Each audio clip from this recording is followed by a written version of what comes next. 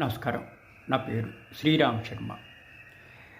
Maintenance కేసులో ఒకవేళ పిల్లలు మేజర్ అయినా కూడా తల్లి దగ్గర నుంచి, తండ్రి దగ్గర నుంచి, సంపాదించుకున్న వాళ్ళ దగ్గర నుంచి మెయింటెనెన్స్ అడగచ్చా?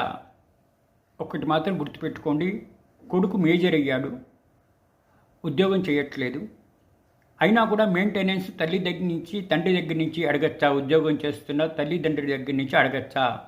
ఇదే విషయాన్ని నివృత్తి చేస్తూ ఢిల్లీ హైకోర్టు ఇద్దరు జడ్జిల ధర్మాసనం జస్టిస్ రాజీవ్ షేక్దే, జస్టిస్ అమిత్ బన్సాల్ ఒక తీర్పు ఇచ్చారు. ఈ కేసులో కొడుకు మేజర్ అయ్యాడు, కానీ ఉద్యోగం చేయట్లేదు, చదువు కంప్లీట్ కాలేదు, చదువుకుంటున్నాడు.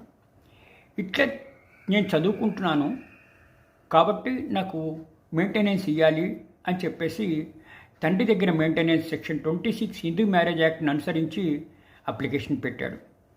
నువ్వు మేజర్ అయ్యావు, మా బాధ్యత లేదు అని తండ్రి అంటున్నా కూడా ఇద్దరు జడ్జిల ధర్మాసనం తీర్పు ఏంటంటే, కొడుకు మేజర్ అయినా కూడా చదువు ఇన్కంప్లీట్ ఉంది, ఆ చదువు అయ్యేదాకా మెయింటెనెన్స్ చేయవలసిన బాధ్యత పూర్తిగా తండ్రిదే ఉంది అని చెప్పేసి ఈ విధంగా ఆదేశాలు ఇవ్వడం జరిగింది.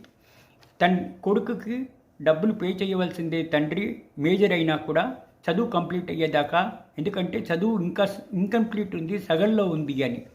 ఈ తీర్పు ద్వారా మనకి తెలిసేది ఏంటి?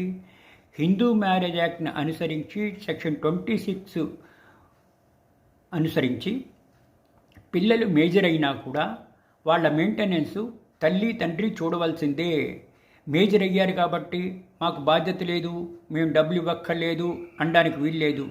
సెక్షన్ 26 హిందూ మ్యారేజ్ యాక్ట్ని అనుసరించి పూర్తి బాధ్యత, మేజర్ అయినా కూడా వాళ్ళు డబ్బు సంపాదించలేకపోతే వాళ్ళని చూసే బాధ్యత, వాళ్ళని మెయింటైన్ చేసే బాధ్యత, మెయింటెనెన్స్ కోసం డబ్బులు ఇచ్చే బాధ్యత తల్లిదండ్రి మీద ఉంటుంది అని ఈ తీర్పు ద్వారా మనకి తెలుస్తుంది.